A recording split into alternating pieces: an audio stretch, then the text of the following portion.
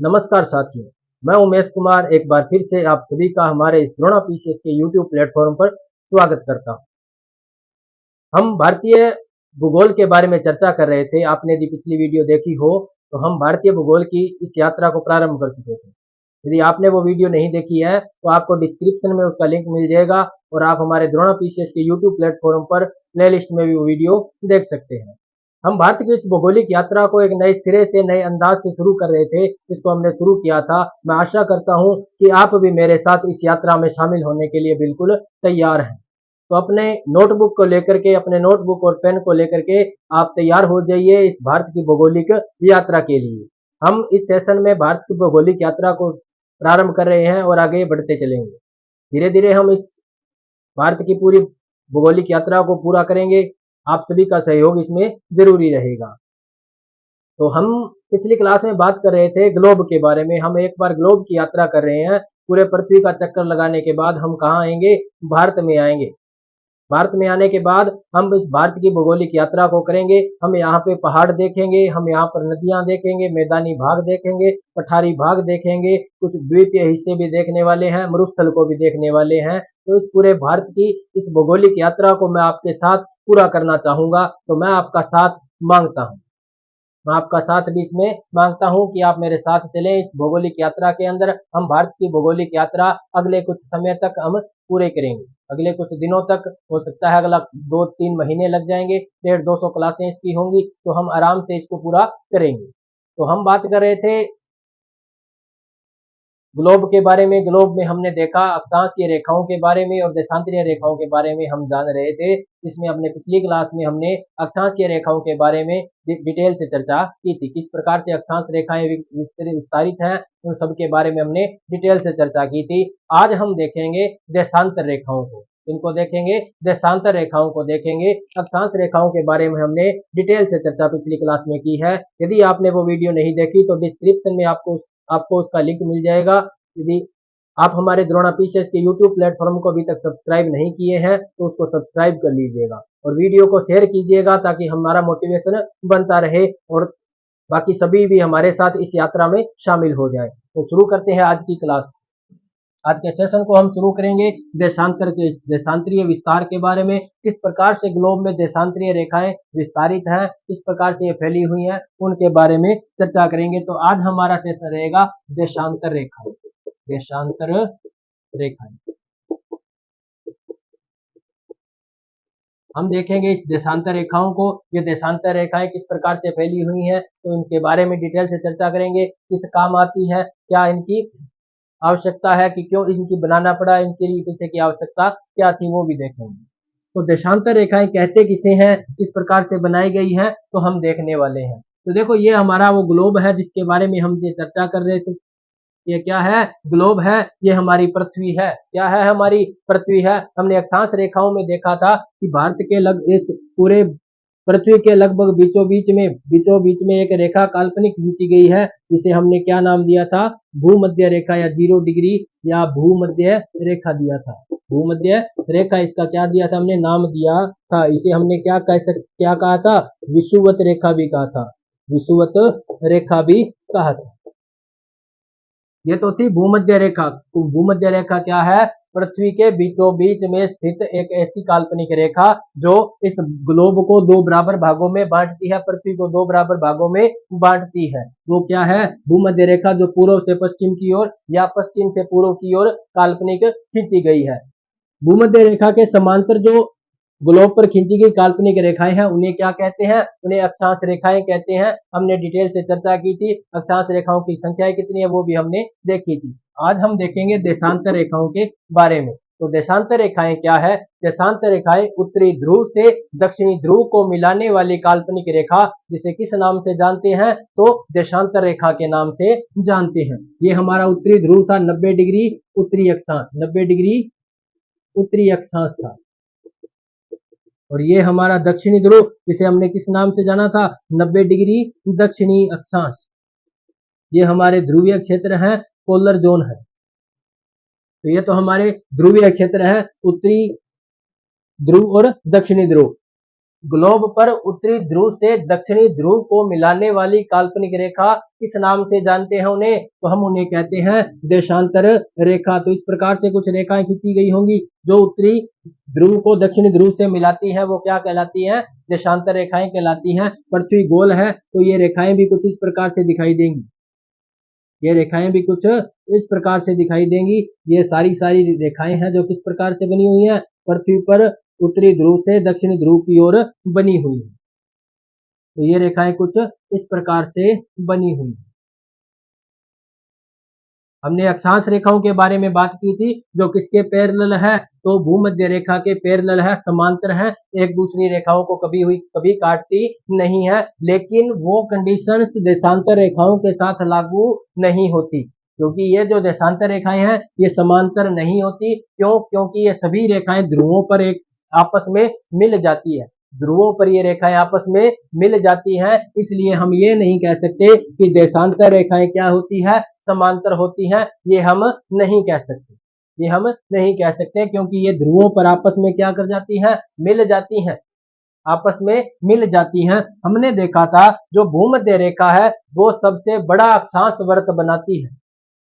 भूमध्य रेखा तो ग्लोब पर सबसे बड़ा अक्षांश वृत्त बनाती है। अक्षांश वृत्तों के बारे में भी हमने बात की थी, क्योंकि भूमध्य रेखा पृथ्वी के सबसे बीचों बीच स्थित है और ये हिस्सा सबसे, यानी कि यहाँ का व्यास क्या है? सबसे ज्यादा है। यहाँ का व्यास क्या है? सबसे ज्यादा है। तो ये जो व्यास ज्यादा होगा तो यहाँ की जो ये बाहर की जो परिधि बनेगी वो भी कैसी होगी? सबसे बड़ी होगी। प्रत्येक अक्षांश रेखाएं क्या बनाती है? अक्षांश वृत्त बनाती है। गौर से सुनना, मैंने कहा था प्रत्येक अक्षांश रेखाएं अक्षांश वृत्त बनाती है, न कि प्रत्येक अक्षांश अक्षांश वृत्त बनाते हैं। हमने पिछली क्लास में देखा था कि प्रत्येक अक्षांश अक्षांश वृत्त नहीं बनाते, प्रत्येक अक्षांश रेखाएं अक्षांश वृत्त बनाती है। क्योंकि वृत्त बनाने के लिए किसकी आवश्यकता होती है? रेखाओं की आवश्यकता होती है। लेकिन 90 डिग्री उत्तरी अक्षांश और 90 डिग्री दक्षिणी अक्षांश ये डिजर्व ही नहीं करते कि एक रेखा का निर्माण कर दे, क्योंकि ये केवल कितने बिंदु है? एक बिंदु है। और हम जानते हैं, हमें ये पता है, हमने ये पढ़ा है कि किसी भी रेखा का निर्माण करने के लिए कम से कम कितने बिंदुओं की आवश्यकता होती है? तो 2 बिंदुओं की आवश्यकता होती है। तो ये जो 90 डिग्री उत्तरी अक्षांश और 90 डिग्री दक्षिणी अक्षांश ये डिजर्व नहीं करते कि ये किसी रेखा का निर्माण कर दे। तो देखो हम कह सकते हैं कि प्रत्येक अक्षांश रेखाएं तो अक्षांश वृत्त बनाती हैं, लेकिन लेकिन प्रत्येक अक्षांश अक्षांश वृत्त नहीं बनाती। अब देखो जो बीच में जो अक्षांश स्थित है कौन सा है? 0 डिग्री भूमध्य रेखा। तो ये सबसे बड़ी रेखा बनेगी, पूरा बड़ा वृत्त बनेगा। तो बाकी देखो यहाँ की जो दूरी है वो कम होगी, यहाँ का व्यास कम होगा, परिधि कम होगी, तो ये यहाँ की दूरी कम होगी, रेखाओं का वृत्त जो बनाएगी वो भी कम होगा, छोटा होगा। तो ये जो भूमध्य रेखा सबसे बड़ा अक्षांश वृत्त बनाती है। लेकिन जो ये देशांतर रेखाएं हैं इनमें ऐसी कंडीशन नहीं होती। सभी देशांतर रेखाएं समान लंबाई की होती हैं। कैसी होती है? समान लंबाई की होती हैं। जैसी ये यदि ये जो देशांतर रेखा है जितनी लंबाई इसकी होगी उतनी ही इसकी भी होगी। दोनों बराबर लंबाई की होगी, लेकिन समांतर नहीं होगी, समांतर नहीं होंगी, क्योंकि ध्रुवों पर आपस में मिल जाती हैं। और वे रेखाएं जो कभी आपस में टकरा जाती हैं, मिल जाती हैं, कभी भी समांतर रेखाएं नहीं होती, समांतर रेखाएं नहीं होती, वो प्रतिच्छेदी रेखाएं होती हैं। लेकिन ये तो रेखाएं इस प्रकार से बनी हुई है क्योंकि पृथ्वी क्या है? गोल है, गोल है। गोल किस प्रकार से है? तो ध्रुवों की तरफ से तो गोल नहीं है, ध्रुवों की तरफ से थोड़ी चपटी है, इसीलिए तो इसको कहते हैं भू-आभ। क्या कहते हैं? भू-आभ कहते हैं। इंग्लिश में इसे जियोइड कहते हैं, जियोइड। क्या कहते हैं? जियोइड कहते हैं, भू-आभ कहते हैं, क्योंकि ध्रुवों की तरफ से पृथ्वी कैसी है? चिपकी हुई है, थोड़ी सी चपटी हुई है, दबी हुई है। जैसे आपने देखा होगा स्टंपर की बॉल, जो आपने यदि क्रिकेट खेली हो स्टंपर की बॉल से, तो एक स्टंपर की बॉल आती थी, एक रबड़ की बॉल आती थी। जब उसको जोर तेज घुमाया जाता है तो वो बिल्कुल ऐसी दिखाई देती है कि ऊपर और नीचे से कैसी होती है? दबी हुई सी दिखाई देती है। ऐसे लगता है जैसे उसको किसी ने दबा दिया हो दोनों तरफ से। उसी प्रकार से पृथ्वी भी क्या करती है? घूर्णन गति करती है, घूर्णन करती है, घूमती है, एक अक्ष पर क्या करती है? घूमती है। तो इसके भी ऊपर जो ध्रुवों की तरफ से ये भी कैसी दिखाई देती है? चपटी दिखाई देती है, थोड़ी सी दबी हुई दिखाई देती है। उस आकृति को क्या नाम देते हैं? भू-आभ नाम देते हैं। क्या नाम देंगे? भू-आभ नाम देंगे। तो देखो ये जो देशांतर रेखाएं हैं ध्रुवों में आपस में क्या करती है? मिल जाती है। ध्रुवों में आपस में मिल जाती हैं। अब देखो ये जो प्रत्येक देशांतर रेखा के बीच का जो कोण बनता है वो 1 डिग्री का बनता है। कितने डिग्री का बनता है? 1 डिग्री का। प्रत्येक देशांतर रेखा के बीच का जो कोण कितने डिग्री का होगा? 1 डिग्री का होगा। और हम जानते हैं एक गोले का जो कोण देखेंगे तो कितने डिग्री का होता है? 360 डिग्री का। 360 डिग्री का होता है। और प्रत्येक देशांतर रेखाओं के बीच में कितने डिग्री का कोण बनता है? तो 1 डिग्री का कोण बनता है। इस प्रकार हम देख सकते हैं कि पृथ्वी पर कुल कितनी देशांतर रेखाएं होंगी? तो 360 देशांतर रेखाएं होंगी। कुल कितनी देशांतर रेखाएं हैं? 360 देशांतर रेखाएं। इस बात में आपको कंफ्यूजन नहीं होना कि पृथ्वी पर कुल कितनी देशांतर रेखाएं हैं। तो कितनी है? ये 360 है। क्यों है? क्योंकि प्रत्येक देशांतर रेखा 1 डिग्री के कोण पर बनाई गई है। प्रत्येक देशांतर रेखाएं कितने डिग्री के कोण पर बनाई गई हैं? तो 1 डिग्री के कोण पर बनाई गई है। हम जानते हैं गोले का कोण कितने डिग्री का होता है? तो 360 डिग्री का होता है। उसी प्रकार से हम देख सकते हैं कि पृथ्वी पर ग्लोब पर कुल कितनी काल्पनिक देशांतर रेखाएं हैं? तो कितनी होंगी? तो 360 होंगी। इस बात में आपको कंफ्यूजन नहीं होना चाहिए। अब बात आती है, क्या ये देशांतर रेखाएं वर्त बनाती है क्या? अकेली देशांतर रेखा कभी भी वर्त नहीं बनाती। देशांतर रेखाएं कभी भी वर्त नहीं बनाती। दो विपरीत देशांतर रेखाएं मिलकर के एक क्या बनाती है? देशांतर वर्त बनाती है। जैसे एक तो ये देशांतर रेखा हो गई और एक ये इधर वाली देशांतर रेखाएं, जब ये दोनों आपस में मिलेंगी तो क्या बनेगा? देशांतर वर्त बनेगा। यदि अब क्वेश्चन में आपसे पूछूं कि पृथ्वी पर ग्लोब पर कुल कितनी देशांतर वर्त हैं, तो आपका जवाब क्या होगा? आपका जवाब क्या होगा? मैं आशा करता हूं कि आपका जवाब वही होगा जो मेरा जवाब होगा। इसका उत्तर क्या आ जाएगा? 180 आ जाएगा। क्यों आ जाएगा? अभी मैंने बताया कि दो विपरीत देशांतर रेखाएं मिलकर के क्या बनाती है? एक देशांतर वर्त का निर्माण करती है, एक वर्त का निर्माण करती है। तो पृथ्वी पर कुल कितने देशांतर वर्त हो जाएंगे? 360 में से देखो, 360 में से कितने हो जाएंगे? तो 180। क्योंकि दो रेखाएं क्या बनाएंगी? एक वर्त बनाएगी। तो ये तो टोटल 360 है, इसमें 2 का भाग देंगे, उत्तर कितना आएगा? 180 आएगा। तो कुल कितने वर्त होंगे? 180 देशांतर वर्त होंगे। ये भी आपसे कभी एग्जाम में पूछा जा सकता है। जब कभी भी इस प्रकार का कोई क्वेश्चन यदि एग्जाम में देखा जाएगा तो ये ऐसा क्वेश्चन भी आपसे आपके सामने जरूर होगा। अब देखते हैं कि इसकी गणना कैसे करते हैं, कहां से शुरू करें। जैसे हमने देखा ये 0 डिग्री है, इसके बाद 1 डिग्री, 2 डिग्री, 3 डिग्री, इस प्रकार से डिग्रियां हमने गणना की है। तो इनकी देशांतर रेखाओं की गणना किस प्रकार से करेंगे? तो देखो, ये तो संभव बहुत ऐसा बिल्कुल असंभव भी नहीं है, लेकिन संभव भी नहीं है कि हम इसकी क्या कर पाए? गणना कर पाए। क्योंकि पृथ्वी क्या है? गोल है। पृथ्वी क्या है? गोल है। तो गोल है तो देखो, ये सभी जो देशांतर रेखाएं पूरी पृथ्वी पर, पूरे ग्लोब पर फैली हुई हैं। यदि हम इसकी बात करें ना अक्षांश रेखाओं की, तो ये जो भूमध्य रेखा है, ये क्या है? पृथ्वी को 2 बराबर भागों में बांट देती है ना, बिल्कुल बीचों बीच में स्थित है। तो इसलिए तो हम इसको कह सकते हैं, क्योंकि देखो, इसके ऊपर वाला भी आधा गोला, नीचे भी आधा गोला। इन रेखाओं में ऐसी स्थिति नहीं बनती। देशांतर रेखाएं में ऐसी स्थिति नहीं बनती। प्रत्येक देशांतर रेखा पृथ्वी को या ग्लोब को 2 बराबर भागों में बांटने की हिम्मत रखती है, अपनी योग्यता रखती है कि वो पृथ्वी को कितने बराबर भागों में बांट सकती है? तो 2 बराबर भागों में बांट सकती है। जब वो देशांतर वर्त बनेगा तो उस वर्त के दोनों तरफ क्या हो जाएंगे? एक एक आधा आधा गोला, यानी एक एक गोलार्ध बन जाएगा।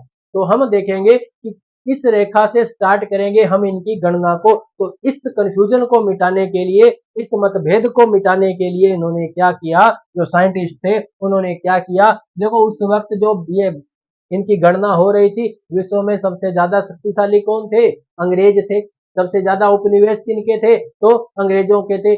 कई देशों पर इनका क्या चल रहा था? राज चल रहा था, शासन चल रहा था। तो उस वक्त देखो, अंग्रेजों ने क्या किया? जो लंदन शहर है, लंदन शहर में एक प्रयोगशाला बनाई। ग्रीनविच शहर में, लंदन के ग्रीनविच शहर में एक सौर वेधशाला बनाई, सूर्य की गतियों के बारे में जानने के लिए। तो देखो, ये जैसे एक लंदन शहर है, तो लंदन शहर में क्या बनाएगी? एक सौर वेधशाला बनाएगी। यहाँ पे लंदन शहर है, ये यूके देश है। और यहाँ पे क्या है? लंदन शहर। लंदन शहर में एक शहर बना हुआ है जिसका नाम है ग्रीनविच। वहां पे क्या बनी है? सोलर वेधशाला बनी है। सोलर वेधशाला बनी है जो जो सूर्य की गतियों के बारे में अध्ययन करती है। वहां से कोई यदि देशांतर रेखा गुजर रही होगी, उन्होंने मैप बनाया होगा, उस जगह से जो देशांतर रेखा गुजर रही है उसको उन्होंने नाम दिया 0 डिग्री देशांतर रेखा। क्या नाम दे दिया? 0 डिग्री देशांतर रेखा उसका नाम दे दिया। उन्होंने कहा यदि हम गणना प्रारंभ करेंगे तो यहीं से प्रारंभ करेंगे, क्योंकि ये कंफ्यूजन है, इसको दूर करना भी आवश्यक है। दूर करने के लिए इन्होंने क्या किया, इस 0 डिग्री को कहां से माना, इस ग्रीनविच शहर से गुजरने वाली देशांतर रेखाओं को इन्होंने 0 डिग्री मान लिया। 0 डिग्री मान लिया। इसे प्रधान देशांतर रेखा भी कहते हैं या प्रधान याम्योत्तर रेखा भी कहते हैं। क्या कहते हैं? प्रधान देशांतर या प्रधान याम्योत्तर, या इसे क्या कह सकते हैं? 0 डिग्री देशांतर। कौन से शहर से गुजरती है? तो ग्रीनविच शहर से गुजरती है, इसीलिए इसका नाम क्या पड़ा है? ग्रीनविच रेखा नाम पड़ा है। आपने इसका नाम भी सुना होगा, नहीं सुना तो आज सुन लो। देखो क्या नाम आता है इसका? ग्रीनविच रेखा। क्या नाम आ जाएगा इसका? ग्रीनविच रेखा। कहां से गुजरती है? तो ग्रीनविच शहर से। ग्रीनविच शहर कहां पे है ये शहर? तो लंदन में। लंदन कौन से देश में स्थित है? तो यूके देश का एक प्रांत है। क्या है? लंदन एक प्रांत है। कहां का प्रांत है? तो यूके देश का एक प्रांत है। यूनाइटेड किंगडम देश का क्या है? प्रांत है लंदन। लंदन में एक शहर है, शहर का नाम क्या है? ग्रीनविच शहर। वहां से गुजरने वाली देशांतर रेखा को इन्होंने प्रधान याम्योत्तर 0 डिग्री देशांतर मान लिया। कहा इसके बाद पश्चिम और पूर्व की जो देशांतर रेखाएं हैं उनके हम नामकरण करेंगे। अब इन्होंने नामकरण किया, पश्चिम की तरफ भी किया और पूर्व की तरफ भी किया। तो पूर्व की तरफ जो रेखाएं आई 1 डिग्री, 2 डिग्री, 3 डिग्री, तो देखो इस जो 0 डिग्री ने क्या किया, इस पृथ्वी को वापस कितने भागों में बांट दिया? 2 भागों में बांट दिया। देखो एक गोलार्ध इधर बच गया पूर्व में, तो इसको नाम दिया पूर्वी गोलार्ध। क्या नाम दिया? पूर्वी गोलार्ध। पश्चिम वाले को क्या नाम दिया? पश्चिमी गोलार्ध। पश्चिमी गोलार्ध। तो इस प्रकार से पृथ्वी को दो इन्होंने और भागों में बांट दिया, पूर्वी गोलार्ध और पश्चिमी गोलार्ध। भूमध्य रेखा ने भी बांटा था उत्तरी गोलार्ध और दक्षिणी गोलार्ध। इस 0 डिग्री देशांतर रेखा ने, ग्रीनविच रेखा ने भी पृथ्वी को 2 भागों में बांट दिया, ग्लोब को 2 भागों में बांट दिया, पूर्वी गोलार्ध और पश्चिमी गोलार्ध। अब देखो इस 0 डिग्री के जो पूर्व में जितनी भी रेखाएं हैं, देशांतर रेखाएं, उन सभी को पूर्वी देशांतर कहते हैं। क्या कहते हैं? पूर्वी देशांतर। तो इसके इधर जितनी भी देशांतर रेखाएं होगी कैसी होगी? पूर्वी देशांतर रेखा। पूर्वी देशांतर रेखा होगी। और इसके पश्चिम में जो भी देशांतर रेखाएं होगी क्या कहलाएंगी? पश्चिमी देशांतर रेखा। पश्चिमी देशांतर रेखाएं। तो इस प्रकार से कुछ देशांतर रेखाओं की गणना की गई। अब देखो कुल कितनी है? 360 रेखाएं हैं। 360 रेखाएं हैं तो हुआ क्या, इसके इधर भी कितनी बनेगी? 180 बनेगी। क्योंकि देखो जब अब इसको थोड़ा सा डायग्राम को थोड़ा सा और बना लिए, इसमें समझ में नहीं आएगा, तो हम थोड़ा सा डायग्राम को अलग तरीके से बना ले ताकि हमें क्या आ जाए, समझ में आ जाए। क्या आ जाए? समझ में आ जाए। तो इसको थोड़ा सा अलग डायग्राम बना लेते हैं, जहां से हम ध्रुवीय हिस्से की तरफ से हम ऐसे देखेंगे कि हमारा कैमरा किस तरफ हो, ध्रुवीय हिस्से पर हो, और हम सभी देशांतर रेखाओं के बारे में बात करेंगे। तो अब हम इस डायग्राम को थोड़ा सा और बना लेते हैं। आप इस डायग्राम की स्क्रीनशॉट ले सकते हो, यदि आपने इसको नोट डाउन कर लिया, यदि आपने नोटबुक में इसको छाप लिया तो बहुत ही अच्छा है, वरना इसका क्या ले लो, स्क्रीनशॉट ले। अब हम देखते हैं कि हम ध्रुवीय हिस्से से देखेंगे इन देशांतरीय रेखाओं को।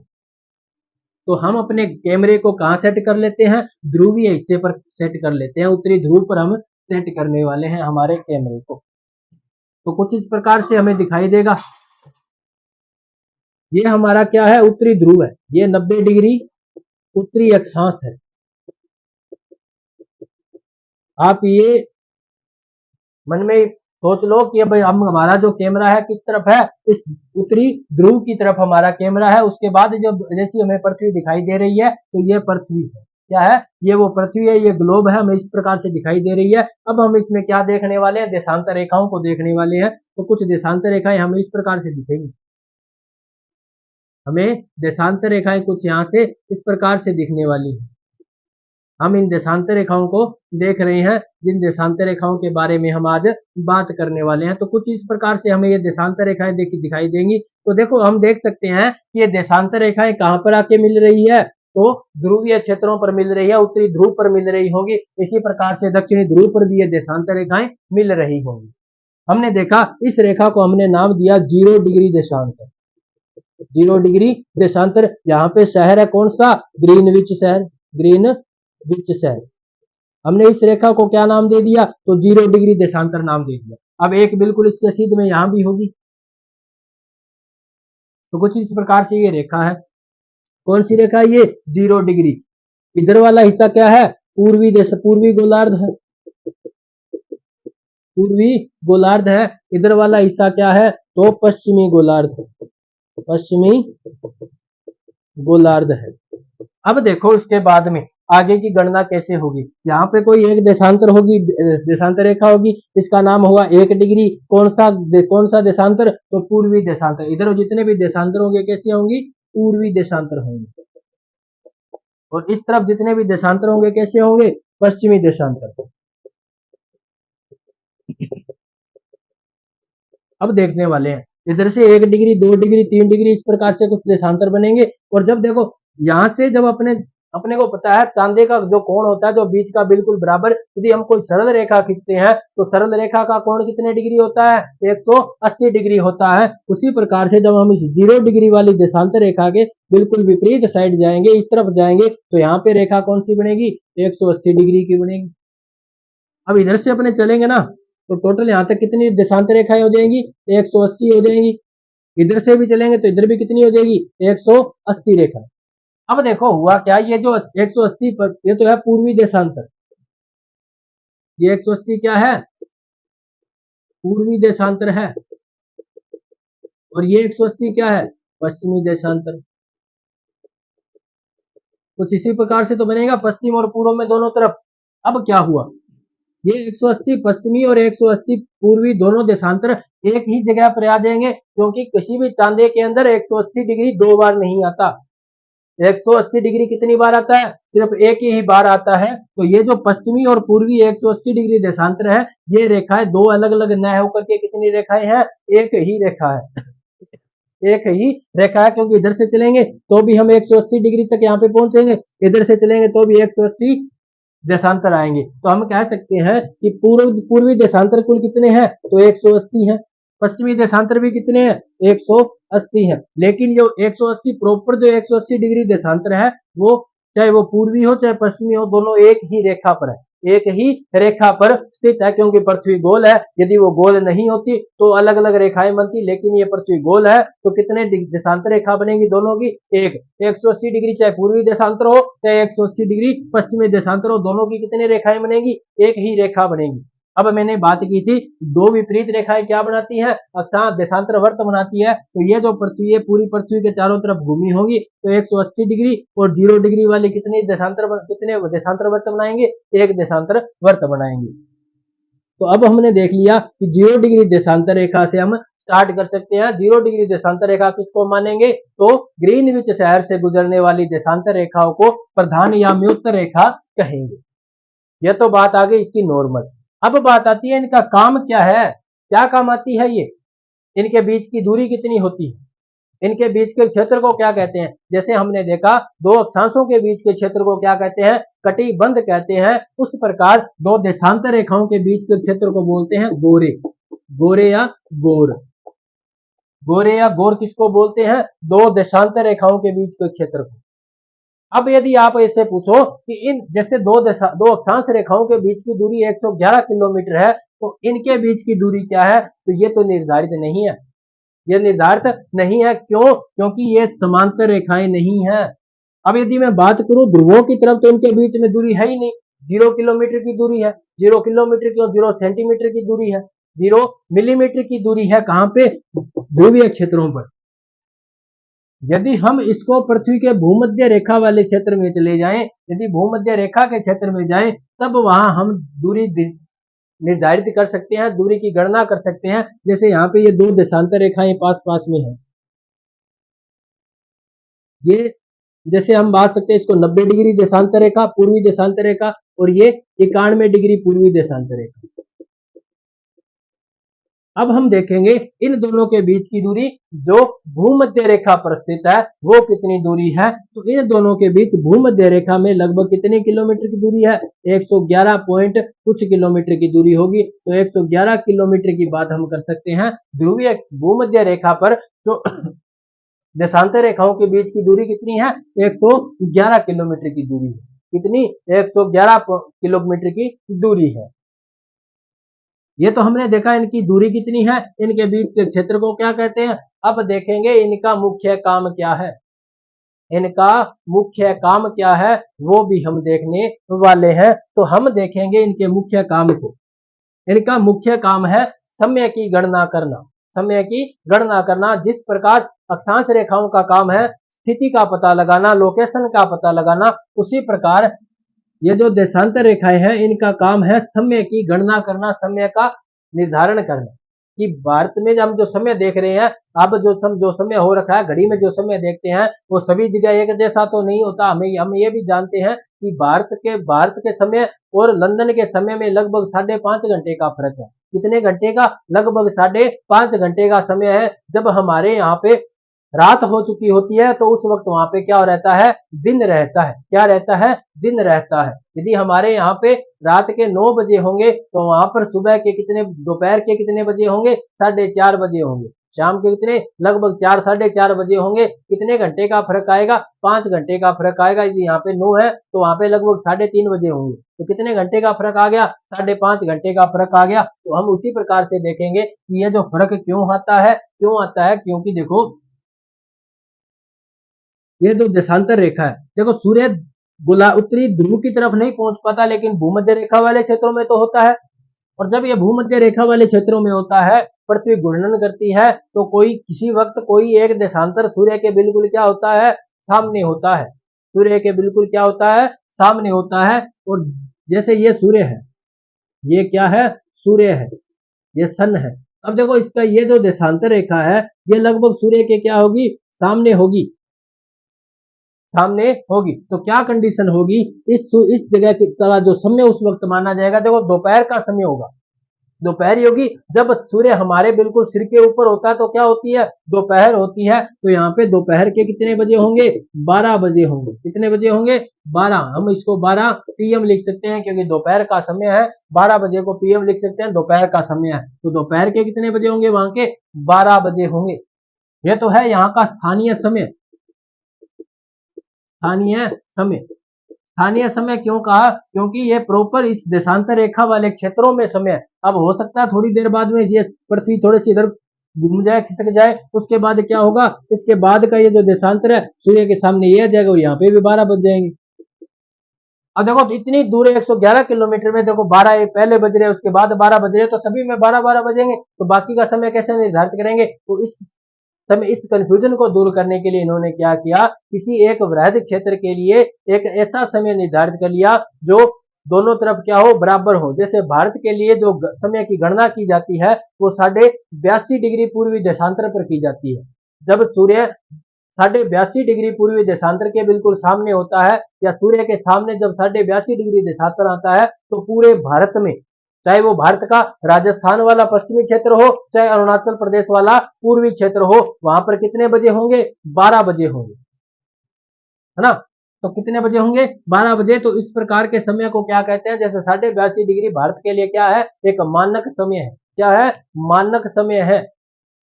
उसी प्रकार से यदि वो प्रॉपर किसी भी देशांतर पर आता है, किसी भी देशांतर रेखा पर सूर्य की चमकता है, तो उस जगह का जो समय होता है वो 12 बजे जो होता है वो वहां का स्थानीय समय होता है। और 82.5 डिग्री पर जब सूर्य सीधा चमकता है तो उसी वक्त राजस्थान या अरुणाचल प्रदेश में भी यदि 12 बज रहे होंगे तो वो वहां का मानक समय होगा। क्या होगा, मानक समय होगा, जो पूरे देश के अंदर, पूरे भारत के अंदर बिल्कुल एक जैसा चलेगा। इस प्रकार से हमने देखा कि इसकी जो गणना किस लिए की जाती है, तो समय के लिए देशांतर रेखाओं की गणना की जाती है। अब हम देखते हैं पृथ्वी पर जो मानक तिथि रेखा, क्योंकि समय बदल रहा है, पृथ्वी घूमेगी तो दिन और रात तो बदलेंगे। ऐसी कौन सी जगह मानी जाती है जहां से नई तिथि प्रारंभ होती है, क्योंकि यदि 12 बजे के हिसाब से देखो तो पूरी पृथ्वी पर एक जैसा समय रहेगा, एक जैसी स्थिति रहेगी। तो हम देखते हैं किस जगह का समय किस जगह से हम सुबह मानते हैं, सूर्य उदय मानते हैं, कहाँ से सूर्य उदय होता है, कहाँ से दिन चेंज होता है, वो समय हम देख लेते हैं। जब सूर्य 180 डिग्री, ये जो 180 डिग्री रेखा है ना, हम इसके बारे में बात करेंगे तो हम देखने वाले हैं इसको थोड़े से और मैप के साथ। इसको थोड़ा सा हम इसके बारे में जितनी चर्चा करनी थी हमने कर ली, अब हम देखेंगे इसको और मैप के साथ। तो ये मैप एक बार हम क्या कर देते हैं, साफ कर देते हैं। हम चलते हैं अगले मैप की तरफ। हम अब प्रशांत महासागर में जाने वाले हैं, तो थोड़ा सा ध्यान से देखना, तैरना नहीं आता तो थोड़ा सा ध्यान से देखना अपनी।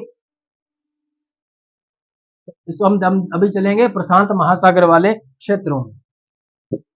तो हम अभी प्रशांत महासागर की भी यात्रा करने वाले हैं, तो वो भी थोड़ा सा देखते हुए चलना, घबराना नहीं है। हम उसके अंदर नहीं जाएंगे, हम सिर्फ और सिर्फ इसकी भौगोलिक यात्रा कर रहे हैं। तो हम देखने वाले प्रशांत महासागर वाले क्षेत्र को। तो ये है हमारा साइबेरिया वाला रूस क्षेत्र।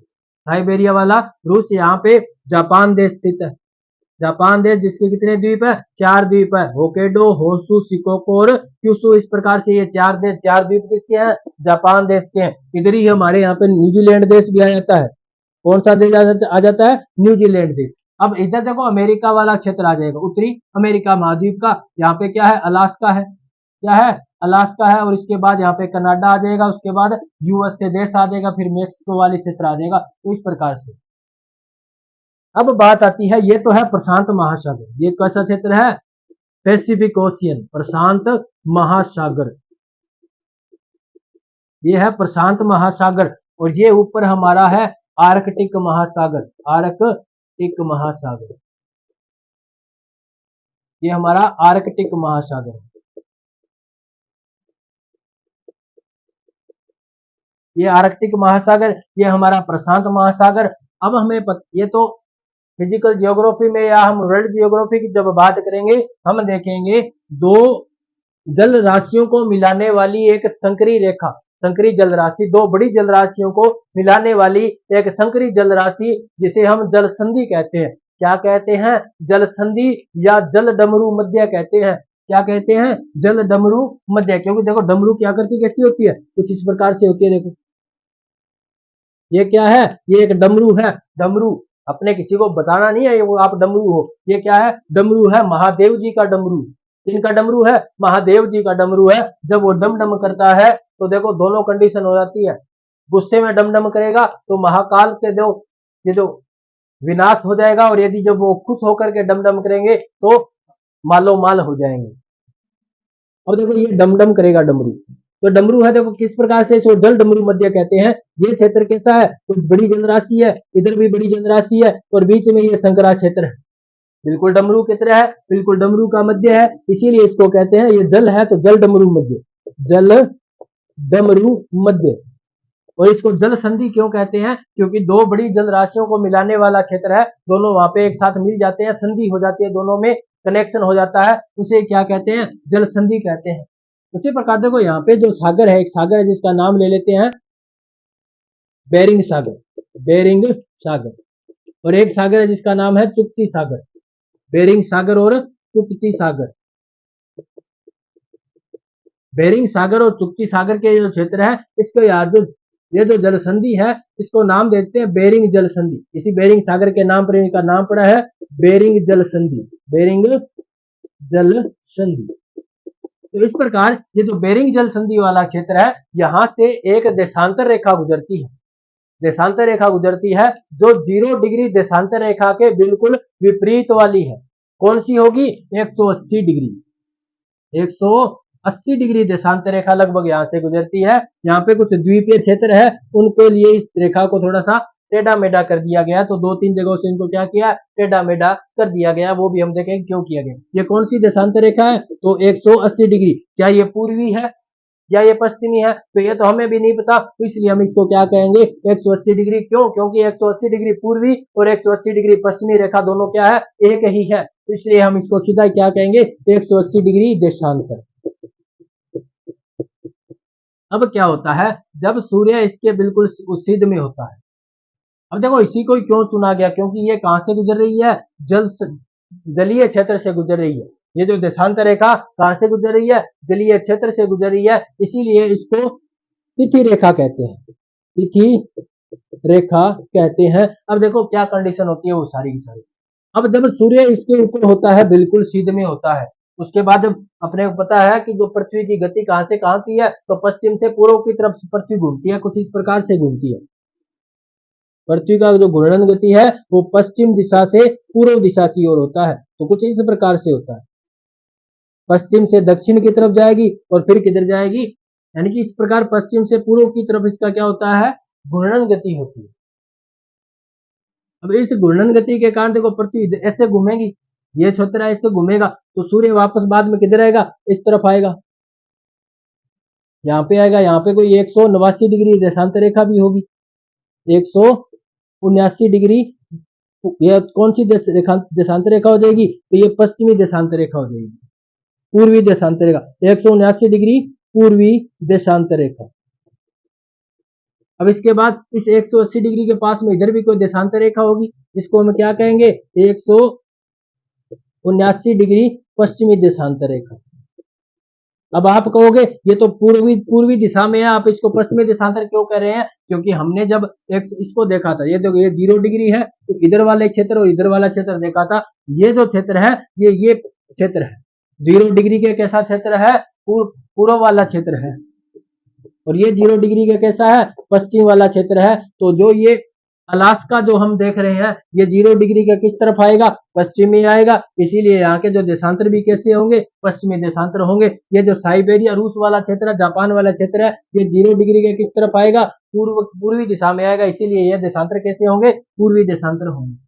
अब देखो क्या कंडीशन होती है, जब सूर्य इस यहाँ पर होता है, उसके बाद जैसे इधर आएगा ना, तो एक दिन बढ़ जाएगा, एक दिन नया स्टार्ट हो जाएगा, तिथि नई बन जाएगी। यदि ये कंडीशन यहाँ पे होती, जापान देश में यदि बीचों बीच यहाँ से कोई देशांतर रेखा गुजरी, यदि उसको तिथि रेखा मानते तो क्या कंडीशन होती, देखो जापान के आधे हिस्से में यदि सोमवार है, तो जापान के आधे हिस्से में क्या होता, मंगलवार होता। क्या एक देश में 2 दिन अलग अलग हो तो सेट बैठेगा, क्या नहीं बैठेगा, क्योंकि वहां की ट्रेन निकालनी होती है, ट्रेनें चलती है, वहां का और भी कारोबार है, तो उसको भी व्यवस्थित करने के लिए देखो आधे आधे आधे जापान में तो क्या होगा सोमवार, आधे में क्या होगा मंगलवार, तो ये स्थिति सही नहीं बैठती। इस कंफ्यूजन को दूर करने के लिए उन्होंने इस 180 डिग्री रेखा को क्या माना, तिथि रेखा माना, यहां से तिथि का प्रारंभ किया। तो 180 डिग्री देशांतर से जब हम पूर्व की ओर जाते हैं, पश्चिम की ओर जाते हैं, 180 डिग्री देशांतर के पश्चिम में जाने से जो कौन सा गोलार्ध है, पूर्वी गोलार्ध है, पश्चिम की ओर जाएंगे तो समय क्या होगा, घटता हुआ जाएगा, आगे आगे समय घटता हुआ जाएगा, क्योंकि जिस तरफ सूर्यास्त घूमेगा, यदि यहाँ पे 12 बज रहे हैं तो यहाँ क्या 1 घंटा क्या होगा, कम होगा, इस प्रकार से समय घटता हुआ चला जाएगा। आगे समय यदि यहाँ पे 12 बजे हैं तो ये जो इस प्रकार इधर कम होता जाएगा, यहाँ पे 11 बजे होंगे, यहाँ पे उसके बाद कितने बजे होंगे, तो 10 बजे होंगे। तो जैसे ही हम पश्चिम की तरफ जाते हैं, जैसे हम पश्चिम की तरफ जाते हैं तो समय घटता है, और जब हम पूर्व की तरफ जाते हैं तो समय बढ़ता है, समय बढ़ता है। तो जैसे देखो हमने देखा कि समय बढ़ता घटता तो है, लेकिन दिनों में फर्क कैसे आएगा, यदि यहाँ पे सोमवार है, तो जैसे ही इस 180 डिग्री देशांतर रेखा को सूर्य जब पार करेगा तो इसके इधर कैसा दिन हो जाएगा, तो यहाँ पे मंगलवार हो जाएगा, मंगलवार, यहाँ पे मंगलवार। अब देखो ये मंगलवार यहाँ पे कब आएगा, जब पृथ्वी सूर्य एक बार पूरा अपना घूर्णन गति पूरे करके जब वापस इस जगह आएगी, तो यहाँ का जो टाइम क्या हो जाएगा, मंगलवार हो जाएगा। कुल कितने घंटों का फर्क पड़ेगा, हमें पता है कि जो पृथ्वी एक अपने गति की एक घूर्णन गति या एक बार अपना पूरा चक्कर अपने अक्ष पर एक चक्कर कितने घंटों में लगाते हैं, तो 24 घंटे में लगाती है, और एक दिन भी कितने घंटे का होता है, 24 घंटे का होता है। इसलिए यहाँ इस जो 179 डिग्री देशांतर पूर्वी देशांतर और 179 डिग्री पश्चिमी देशांतर के बीच में कितने घंटे का फर्क आ जाएगा, तो 24 घंटे का फर्क आ जाएगा, एक दिन का फर्क आ जाएगा, ये तो हमने देखा। अब हम देखते हैं जो समय की गणना है वो किस प्रकार से होती है। हमने देखा तिथि रेखा किसको कहते हैं, 180 डिग्री देशांतर को, ये स्थिति कैसे होती है हमने इसके बारे में समझ लिया। अब हम देखते हैं समय की गणना के बारे में।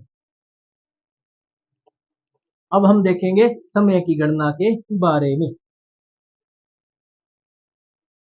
अब देखो जो पृथ्वी सूर्य एक चक्कर लगाती है, पूरा एक चक्कर लगाती है, कितने घंटे का समय निकलता है? तो लगभग 24 घंटे में। कितने घंटे में लगाती है? 24 घंटे में।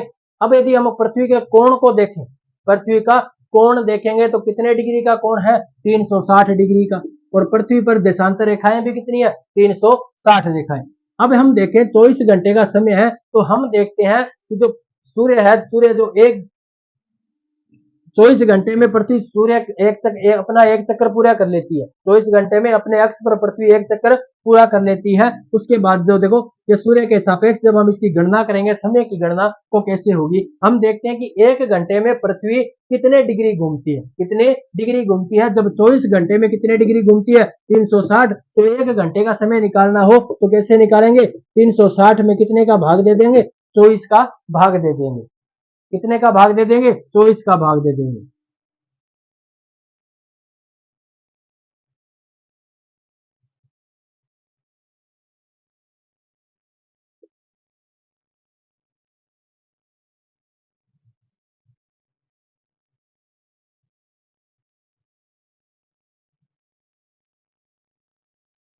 तो, तो जब देखो 24 घंटे में पृथ्वी कितने डिग्री घूमती है? 360 डिग्री घूमती है। एक घंटे में पृथ्वी कितने डिग्री घूमेगी? तो 360 में किसका भाग देंगे? 24। तो उत्तर कितना आएगा? 15। एक घंटे में पृथ्वी कितने डिग्री घूमती है? तो 15 डिग्री घूमती है। यानी कि जब सूर्य का जो प्रकाश है, सूर्य एक 15 डिग्री देशांतर घूमने में कितने समय का टाइम लेगा? तो एक घंटे का समय लेगा। अब हम देखते हैं कि सूर्य को एक देशांतर से दूसरे देशांतर में जाने में कितना समय लगेगा। तो ये देखो 15 देशांतर है, कितने मिनटों में पूरा होता है? 60 मिनटों में। ठीक है, यानी कि जो सूर्य 15 डिग्री तक जब चक्कर 15 डिग्री का सफर पूरा करता है, जब एक डिग्री देशांतर से इधर 15 डिग्री वाला जो देशांतर है, यहां तक आने में सूर्य को कितना समय लगता है? तो 60 मिनट का समय लगता है। एक घंटे का समय लगता है, 60 मिनट का समय लगता है। कितने मिनट का? 60 मिनट का। कितने डिग्री में जाने से? 15 डिग्री तक जाने में। अब हम देखते हैं इस एक सूर्य को एक डिग्री से 2 डिग्री पर आने में, यानी कि एक डिग्री पार करने में कितना समय लगेगा? तो 15। तो एक डिग्री में पार करने में कितना समय लगेगा? 60 में किसका भाग देंगे? 15। तो 15 चौके कितने होते हैं? 60। तो एक डिग्री घूमने में कितने समय लगेगा? 4 मिनट का समय लगेगा। कितने मिनट का समय? 4 मिनट का। इसी प्रकार इसीलिए हम कहते हैं कि एक देशांतर से दूसरे देशांतर तक सूर्य की प्रकाश को गति करने में कितने कितने घंटे का समय लगता है? तो 4 मिनट का समय लगता है। 4 मिनट में सूर्य एक देशांतर से दूसरे देशांतर पर आ जाता है। कितने मिनट में? 4 मिनट में सूर्य को एक देशांतर से दूसरे देशांतर पर आने में कितना समय लगता है? 4 मिनट का समय लगता है। इसी प्रकार हम समय की गणना कर सकते हैं। इसी प्रकार समय की गणना कर सकते हैं। कैसे करते हैं? अब देखो, अब हम देखते हैं समय की गणना कैसे होती है।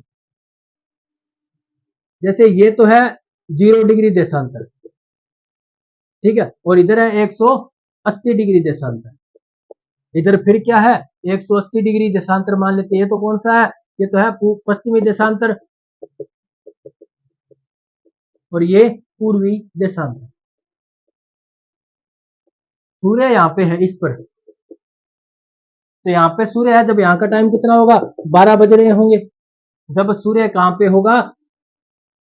180 डिग्री देशांतर पर जब सूर्य होगा, तब की कंडीशन चल रही है। तो यहाँ पे कितना घंटे कितने बजे होंगे? 12 बजे होंगे। 12 बजे होंगे तो देखो सूर्य जब यहाँ पे आएगा, दूसरे देशांतर पर पहुंचेगा, तो यहाँ का समय तो हो जाएगा 12 बज के 4 मिनट, और यहाँ का समय कितना हो जाएगा? 12 बजे। क्यों? होगा स्थानीय समय होगा। कितना समय लगेगा? 4 मिनट का समय होगा। इस प्रकार धीरे धीरे आगे चलते जाएंगे, समय बढ़ता जाएगा। तो हम कह सकते हैं जैसे जैसे पश्चिम की तरफ चलेंगे तो समय घटेगा, पूर्व की तरफ जाएंगे तो समय बढ़ेगा। अब यहाँ पे आती है एक रेखा जिसका नाम है 82.5 डिग्री। 82.5 डिग्री पूर्वी देशांतर, जो भारत के बीचों बीच से गुजरती है। भारत के नैनीताल शहर से जो प्रयागराज शहर उत्तर प्रदेश के पास में स्थित है, वहां पे देखो इसमें वहां से कौन से रेखा गुजरती है? तो 82.5 डिग्री पूर्वी देशांतर रेखा गुजरती है, जिसको भारत का मानक समय रेखा माना जाता है। भारत का मानक समय रेखा माना जाता है। अब देखते हैं कि जब सूर्य 0 डिग्री पे होता है सूर्य 0 डिग्री पे है और इसको जब हम सूर्य 0 डिग्री देशांतर पर होगा और 82.5 डिग्री का जब हम समय निर्धारित करेंगे तो कैसे करेंगे? देखो, जब सूर्य 0 डिग्री पे है, हमें पता है इधर जैसे हम जाएंगे तो क्या होगा, समय बढ़ेगा। 1 डिग्री में कितना बढ़ेगा? 4 मिनट का बढ़ेगा। तो कुल कितने डिग्री देशांतर है? 82.5 डिग्री। तो लगभग हम 82 डिग्री को किससे गुना करेंगे? 4 से गुना करेंगे तो कितना आ जाएगा?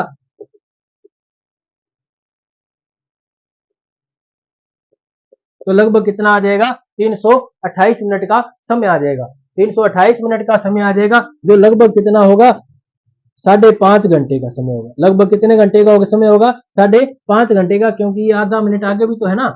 82.5 डिग्री आधा डिग्री आगे भी है, तो कुछ कुल लगभग कितने घंटे का समय आ जाएगा? 5.5 घंटे का। तो हम कह सकते हैं जब सूर्य 0 डिग्री देशांतर पर होता है तो यहाँ का समय कितना होता है? 12 बज रहे होंगे। लेकिन भारत का समय कितना होगा? 5 बज रहे होंगे। 5 बज के 30 मिनट, लगभग कितने टाइम हो जाएगा? 5:30 बज रहे होंगे। इस प्रकार समय की गणना करते हैं।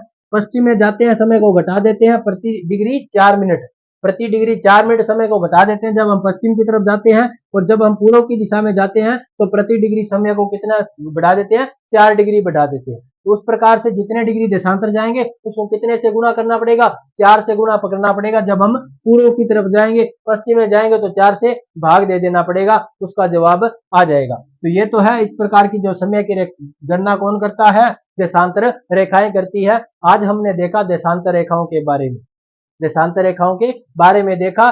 किस प्रकार से हमने देखा वो आपने सब देखा। यदि आपको अच्छा लगा हो तो कमेंट करना, लाइक करना, और हमारे चैनल को अभी तक सब्सक्राइब नहीं किया है तो चैनल को सब्सक्राइब करना। धन्यवाद।